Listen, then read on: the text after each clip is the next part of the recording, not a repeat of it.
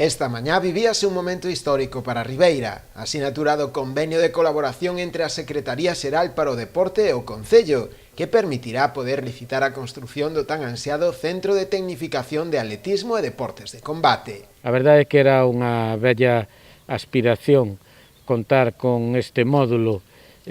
non só para o que nos debe definir, que é para botar adiante o que é o traballo que día a día desenrola tanto o Concello nas escolas bases como o Club de Atletismo, senón o permitir que a través destas instalacións se pudera dar unha tecnificación e unha homologación a diversas especialidades nas que creo que contamos con deportistas senlleiros, en este caso pois unha muller que creo que leva o nombre de Ribeira, de Galicia e de España para o mundo adiante, como é Ana Peleteiro, o cual lle vai a permitir que en estas temporadas que escapa do frío de Guadalajara, pois que non encontre tampouco aquí dificultades meteorolóxicas a hora de entrenar. Dende a Xunta destacaron tamén a importancia desta actuación, que podería estar xa rematada antes de finais do ano que ven. Comenzaremos a obra este ano, veremos, alcalde, que para o próximo ano